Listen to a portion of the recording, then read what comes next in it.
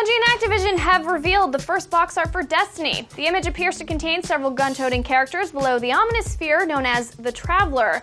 And no, that's not Master Chief wearing a poncho.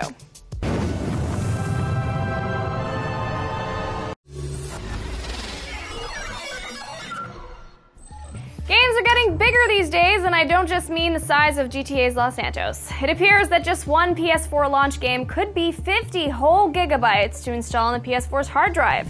Speaking with Eurogamer, Sony UK's Fergal Guerra mentioned how useful the play-as-you-download functionality is, saying it means you don't need the whole file before you go. This is a bit counterbalanced by the fact that the files themselves are getting bloody big. Killzone Shadowfall is an Uber file. I think it's cracking on for 50 gigabytes. If you need some context to go with that, a PC version of a game like BioShock Infinite, for example, is about 18 gigabytes, with the biggest games going as high as 30 gigabytes.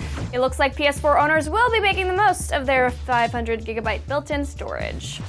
Planning on getting Assassin's Creed 4, but don't know what version to buy? Perhaps some release dates can help you choose. Ubisoft has announced that in addition to the PS3 and Xbox 360 version releasing on October 29th, the PC version is getting a slight delay, launching on November 19th in the States and the 22nd in Europe.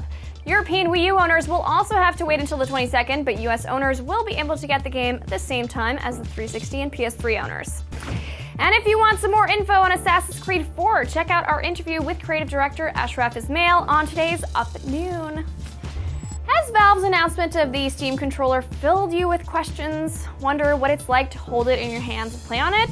Well, we did too, so we asked several developers who had gotten their hands on the prototype version, and here's what they had to say. John Clark, Sega VP of Digital Distribution, said its increased sensitivity is immediately apparent. However, you quickly acclimatize.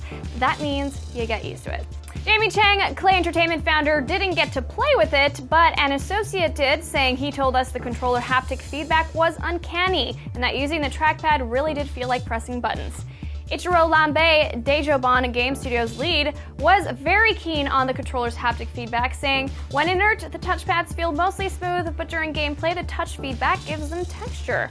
And Tommy Reffinis of Team Meat summarized his feedback with, "Great start, needs some improvements, but I could play any game I wanted with it just fine." So, what do you guys think? Is the feedback from developers helping to shape your opinion, or will it take the actual Steam controller in your hand for a verdict? Let us know in the comments. And that's your fix for September 30th. I'm Naomi Kyle, and be sure to get your fix anytime online here at IGN.